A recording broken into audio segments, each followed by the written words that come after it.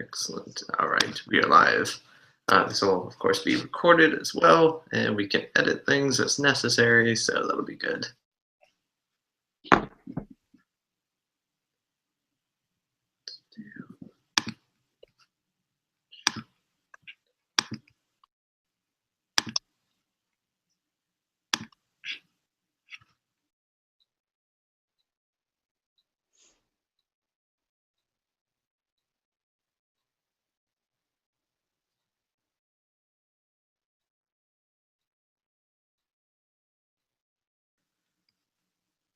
I'll let you know when people start trickling in too. Did something happen? That's so funny. Silence. And my cat hang out. He's being annoying.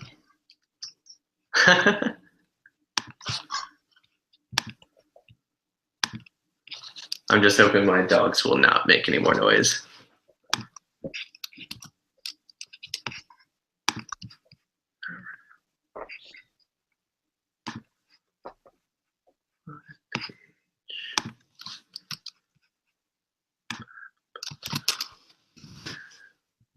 I'm gonna get a drink quick.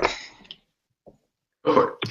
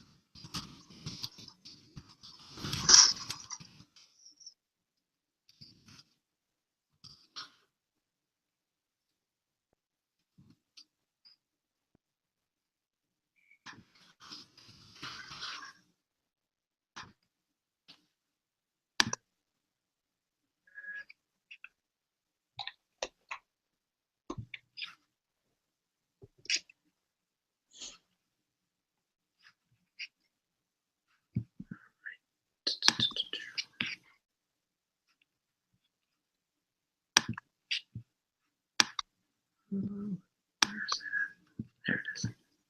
Awesome. All right, so we've got a few folks showing up now. Okay. Give it about 1 minute, and then we'll start. We'll kick things off.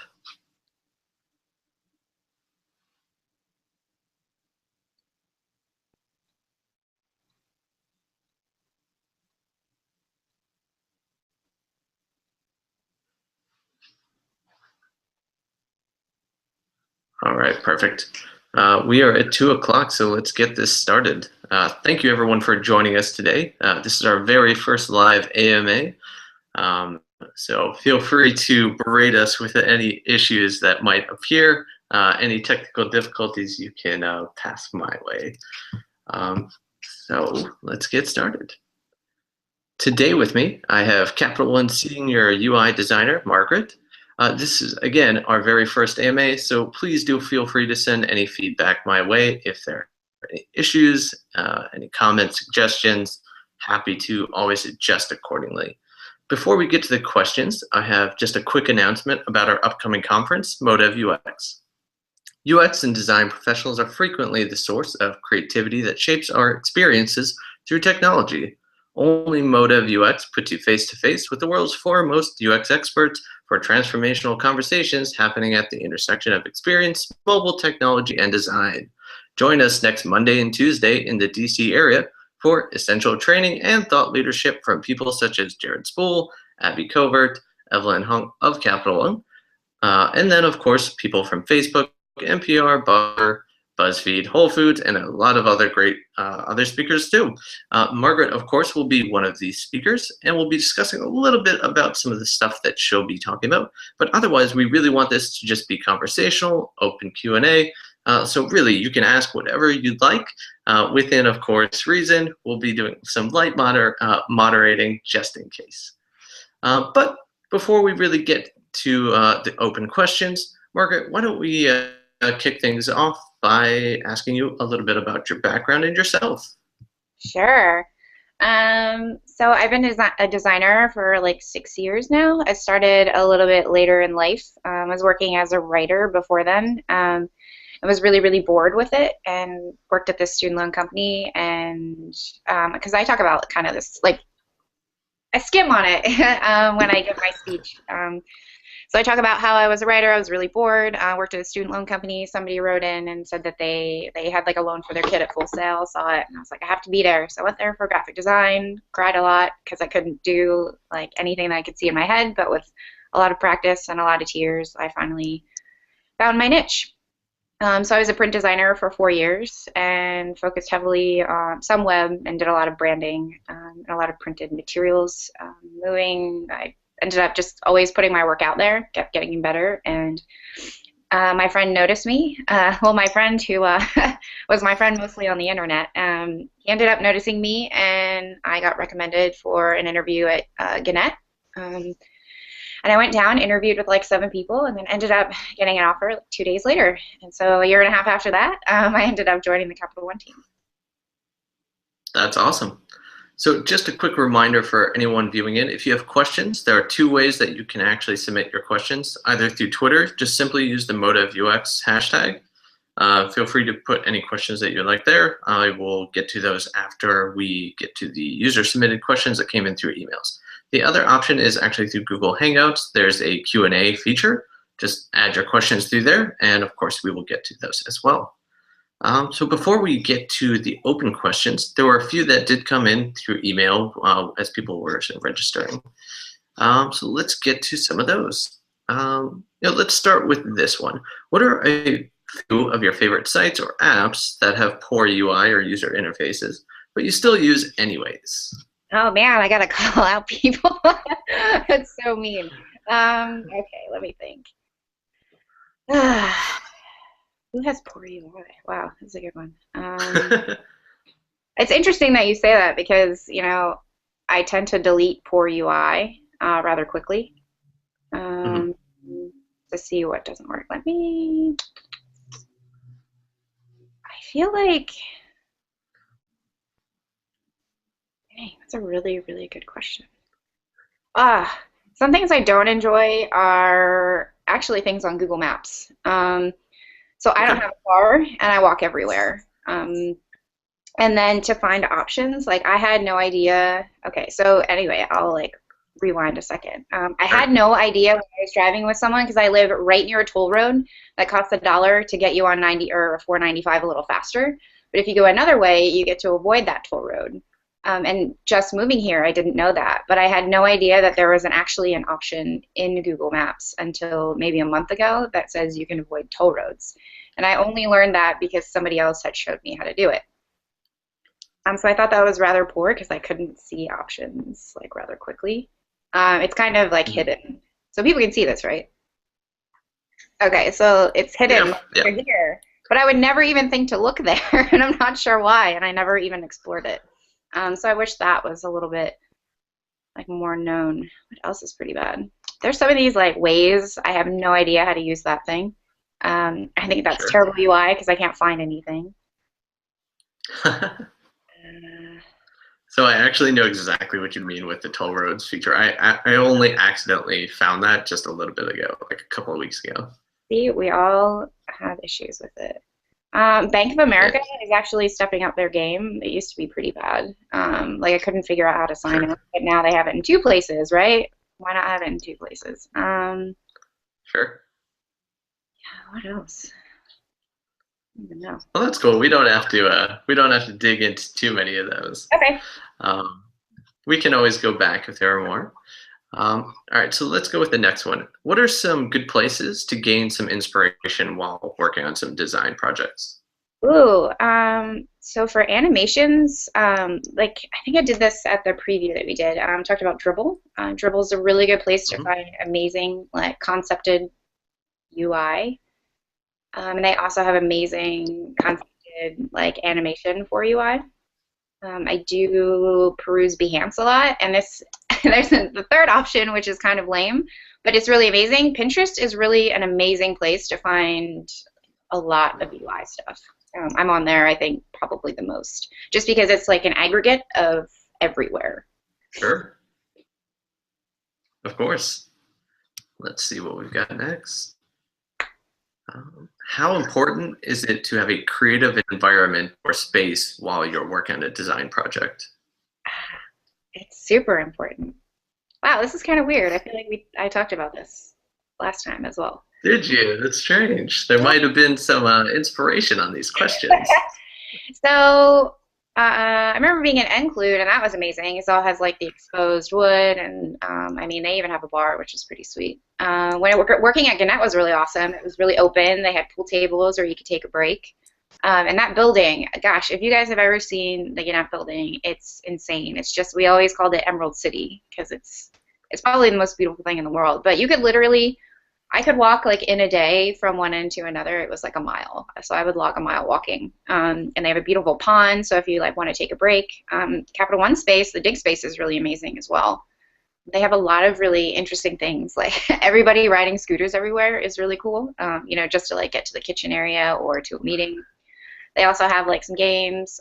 Yeah, I feel really, really fortunate to be there. And they always have like these little spaces where you can go and kind of escape, which I find really good because it gets, sometimes when you're around people a lot, you get kind of overwhelmed. So it's nice to have maybe like half an hour to go somewhere and just kind of get away. That's awesome. So just a quick reminder for those of you who are just kind of joining in, if you have any questions, anything at all focused on UI design, creativity, anything of that nature, feel free to use either the Twitter hashtag ModevUX, or you can use the question and answer feature through Google Plus Hangouts. All right, so let's see. What is the most challenging project that you have worked on in the past? And that doesn't necessarily just have to be digital, it could be print even. Okay.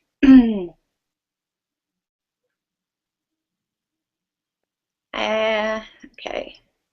There's like two. So I have branding is always super challenging because trying to find like a way to communicate an entire brand through a logo is really, really, really complicated. And I'm super into illustration and icons when it comes to logos. So I always kind of try to define something through imagery that's both not amazingly detailed, but easily recognizable and gets the point across. A project on the college news app for USA Today. So a coworker and I did the first, like the nation's first college news app, and it started as just an idea. We didn't have any requirements. So we got to build those requirements based around our research. It took, I think, like a year, to get developed.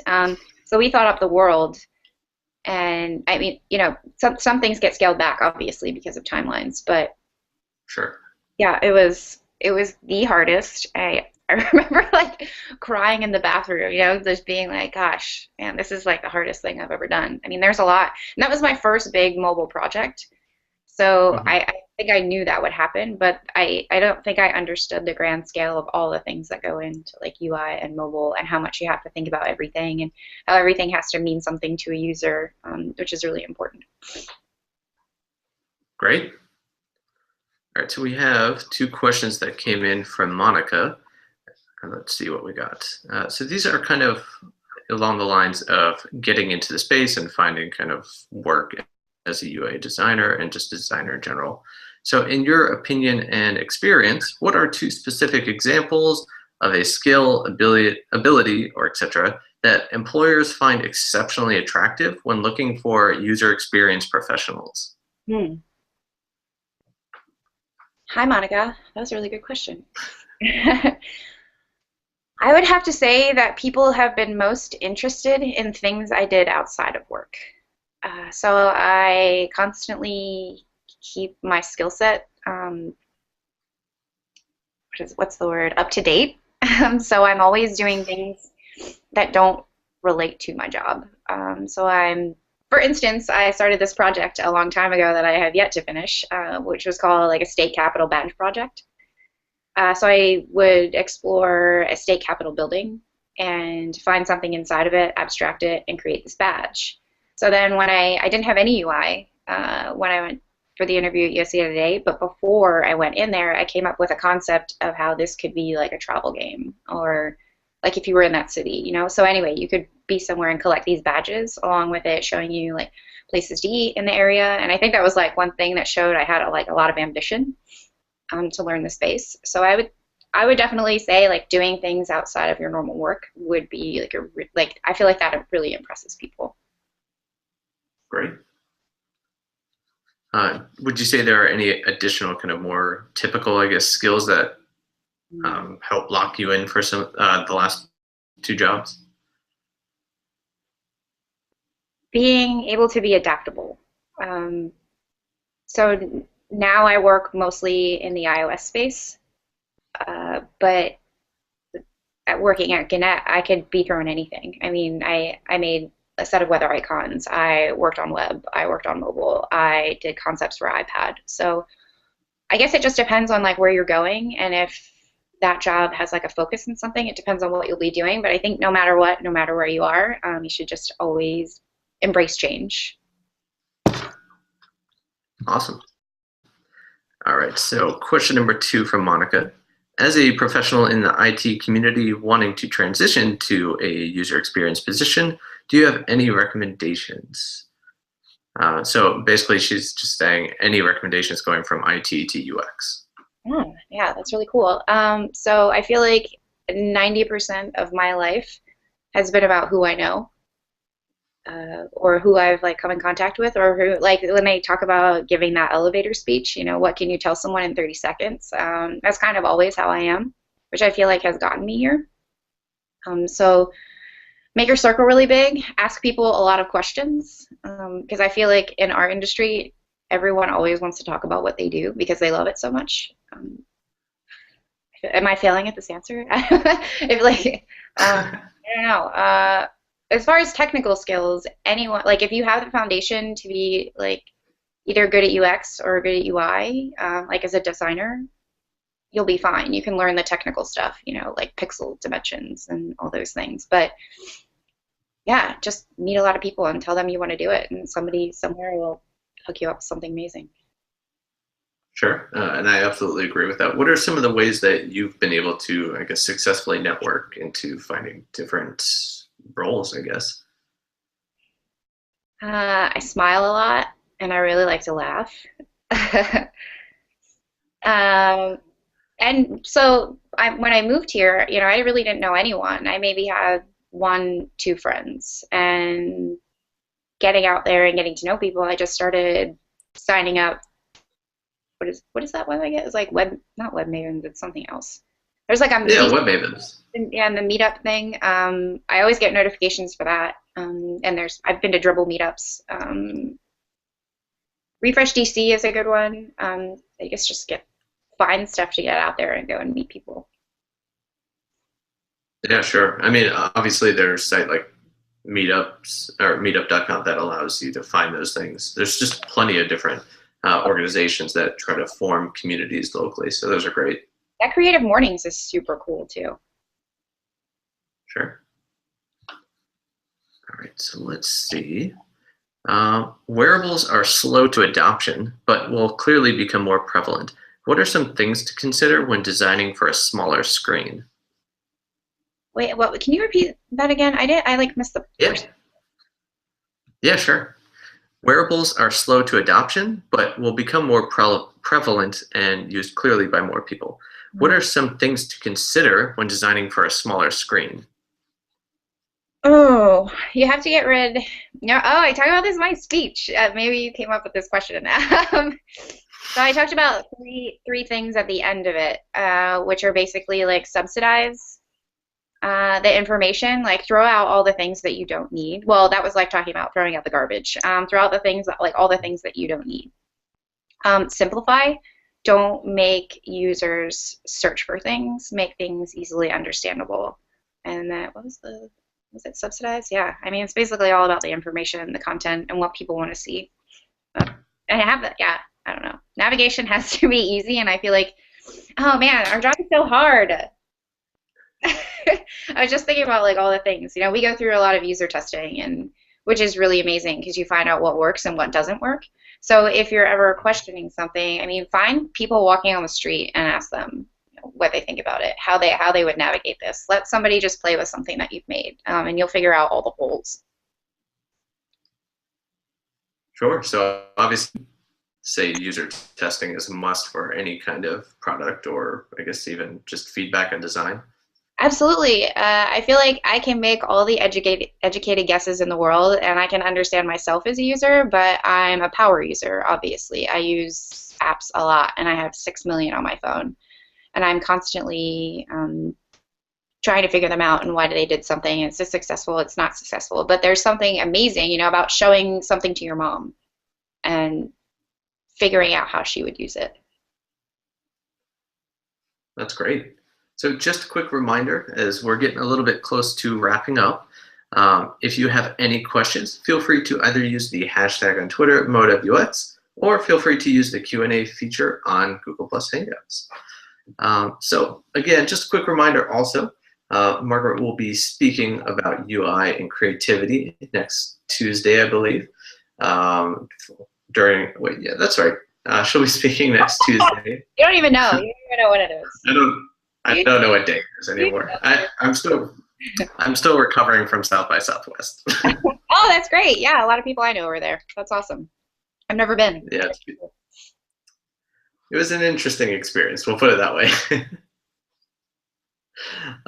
So let's talk more a little bit about wearables. So you know, obviously, not all wearables will actually have user interfaces.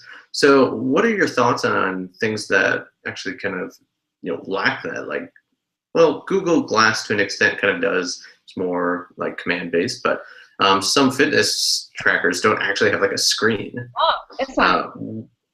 Yeah, there you go. So where does UI come into that? Okay, so this thing is really cool, and I love the simplicity of it because it tracks my whole day, and I really don't have to pay attention to it unless I want to. So I'm sure people are watching, right? So how can I do it? So I hit this, right? And I've hit my goal for today. So it does this firework thing, which I love. So the motivation to hit my goal is always there. But what's really cool is that, like, if I don't hit my goal, it has increments on here. And the closer I get to that, the more circles start to fill in. So I know exactly where I am. And that's super simple, right? And I can gauge a goal based on how this thing fills up. And it also, after that, will tell you the time. So it'll like flash and then tell you what the time is. I feel like, man, it's kind of crazy, right? Because this whole wearable thing and like the Apple Watch coming out, but the Apple Watch is super dependent on your phone. So, right. I mean, you're always going to have to, man, it's crazy, right? Like where wearables are going, and there's like these niche, wearables, obviously the fitness thing, and the Apple Watch being able to do more than that. And then there's what, the Moto 360? I think that's what it's called. Yeah, I believe so. That does some other things. It's going to have app development to it. Then there's one that's like the Pebble that doesn't really do many things. It's just kind of a watch and then gives you notifications. Yeah, it's a whole. Hey, the Pebble's awesome. Yeah, it's an interesting thing. Like, yeah, I don't even know. I haven't dove into that space. But that's like simplicity in its like truest form. Like to show someone exactly what they need to know, and that's it. Sure. And I think that's great. I mean, that's kind of a lot to think about when you look at UX in general anyways. Obviously, just does it have to have the whole kitchen sink, or do you need the minimal bit of information and then kind of like progressively feed people more and more? Right, absolutely. Yeah, it's interesting how, Cool. A lot of like new apps and stuff, they'll start out bare bones like that. Do you ever use Canopy? No, not yet. Everyone should download Canopy because it's amazing. It's curated content from Amazon, and it has some holes. Like when you go in to look at, your dogs are like wanting to hang out. So when you go in to look at a product and then you click on it to buy it, it will take you out to Amazon mobile web, which I feel like I was like womp womp, when I did that for the first time. But I have a feeling that they'll get there eventually. And if you tweet at them, I tweeted at them, I think, after I started using it because I noticed they didn't have a lot of women's apparel. And they were like, hey, I love your suggestion. We're going to be getting more into that. And then 2 weeks later, there was more women's apparel coming in. So I saw like one of my suggestions actually go into light. So it's neat. Yeah, it's like neat to have something, make it really amazing, and then enhance it. That's great. So we just had a question come in. How much code would you say you need to know as a UI designer? I know zero code. And there's enough prototyping tools out there that, I mean, I understand code when I read it. I wouldn't say everything. Like, for instance, JavaScript, that stuff is like way beyond me. But like, maybe having a general knowledge of it because prototyping is essential when you're doing something like this. Sure. So what are some of the prototyping tools that you prefer? So I just learned the Flinto, which is not even hard at all. I was super scared to learn it, but I mean, it's simple. Drawbox, link it to something else. What is it? There's also Envision, which I haven't gotten much into. There's also Pixate, which takes it to a whole other level. But that works in animation. That you can do some animations in there, which is pretty cool. I still haven't. I watched the videos and I feel like I've tried it and I still can't wrap my head around how to actually dive in there and use it because it's a little bit different than anything I'm used to. Sure, great. So I think unless anyone has any additional questions for you, we're probably getting close to the end. Yeah. Do you have any other kind of ideas or suggestions for someone that would be interested in getting into the UI field?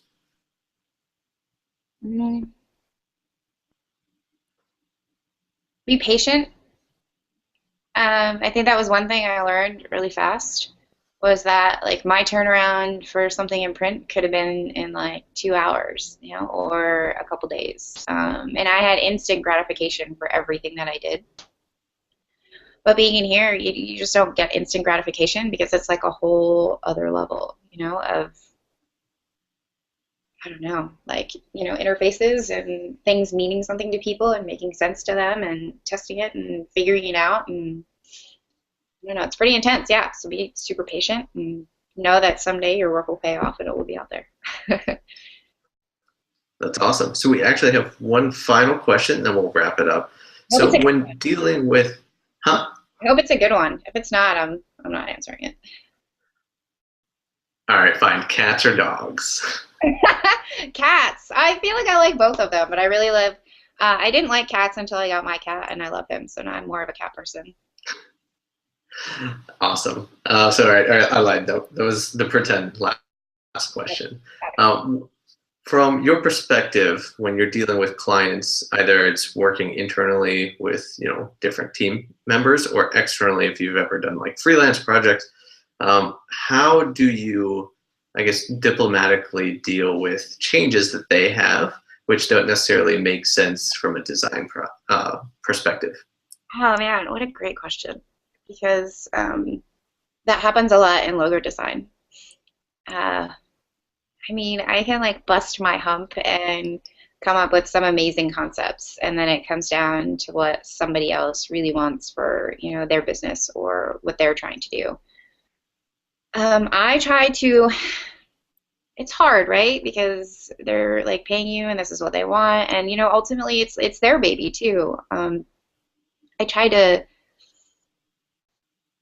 like take a moment and not freak out, but try to figure out how to intellectually and like educate them on why maybe their not decision, but their idea may be a bad one. Versus on like, okay, it's cool when it's like this big, right? But what happens when it's super tiny? You know, like here, I'll show you. You can't see that, and that's why we probably wouldn't want to go that direction.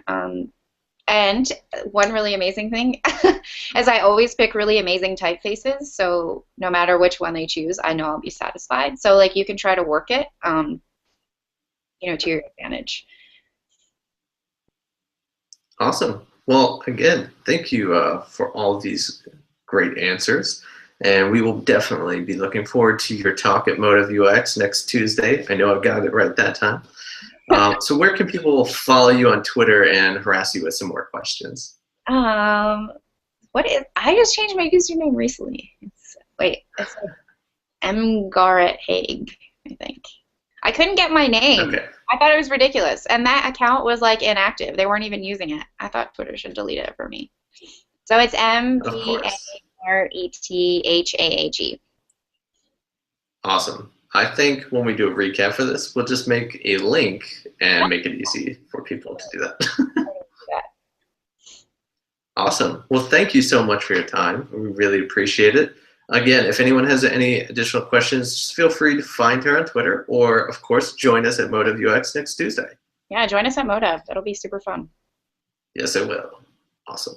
All right, everyone. Thank you for joining us. Hopefully you enjoyed this. Again, if you have any feedback, this is our first one. So hopefully, it was a positive experience. Just let us know.